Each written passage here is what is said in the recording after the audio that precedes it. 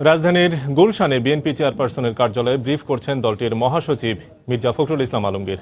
আজ বিএনপির চূড়ান্ত প্রার্থী তালিকা ঘোষণা হতে পারে বলে জানা গেছে। আমরা সরাসরি চলে যাচ্ছি সেখানে। চূড়ান্তভাবে মনোনীত প্রার্থী তাদের নাম ঘোষণা করছি এবং খুব দ্রুত আমি ঘোষণা করব। পরবর্তীতে আপনাদেরকে তালিকা দেওয়া হবে।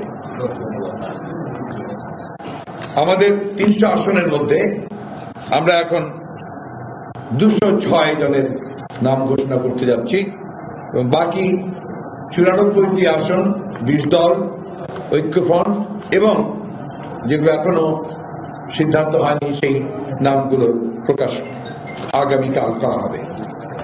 ময়মনসিংহ বিভাগ জামালপুর 2 এই সুলতান মাহমুদ বাবু, জামালপুর 3 মুস্তাফিজুর রহমান বাবুল, জামালপুর 4 ফরিদুল কবির তালুকদার শামীম, জামালপুর 5 শাহ মোহাম্মদ ওয়ারেস আলী মামুন, শেরপুর 1 সানসিরা জবরিন, শেরপুর 2 মফিজুর রহমান রিপন, শেরপুর 3 মোহাম্মদ মাহবুবুল হক রুবেল, ময়মনসিংহ 2 শাহ শহীদ সরওয়ার, ময়মনসিংহ 3 আহমদ তাহিরুর রহমান হিরণ, ময়মনসিংহ 4 এখন পর্যন্ত ঘোষণা করছি না, ময়মনসিংহ 5 মোহাম্মদ জাকির হোসেন,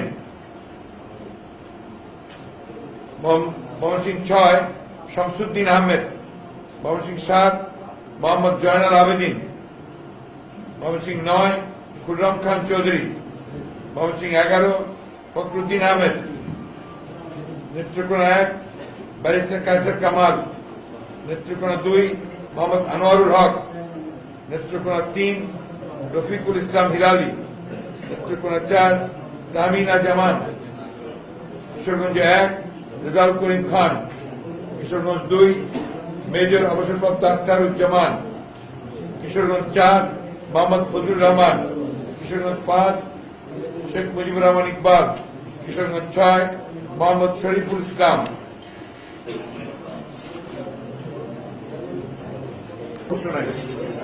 আমরা অনেক বিবেচনার পরে আমাদের স্ট্যান্ডিং কমিটির পূর্ণ আলোচনার মাধ্যমে এই প্রার্থীরা মনোনীত হয়েছেন এবং আমরা সবাই জানি যে আমাদের দেশনেত্রী বেগম খালেদা জিয়া, আমাদের ভারপ্রাপ্ত চেয়ারম্যান তারেক রহমান সাহেব, তারা আবেদন করেছেন প্রতি প্রার্থীর কাছে এবং আমাদের জাতীয়তাবাদী দলের নেতা কর্মীদের প্রতি যে এই নির্বাচনকে একটি আন্দোলন অংশ হিসেবে আমাদেরকে সকলকে অংশগ্রহণ করে প্রতিটি প্রার্থীকে জয়যুক্ত করবার জন্য সর্বাত্মক প্রচেষ্টা গ্রহণ করতে হবে এবং এখানে কোন রকমের মতদ্বৈততা, মতবিরোধ যেন না থাকে।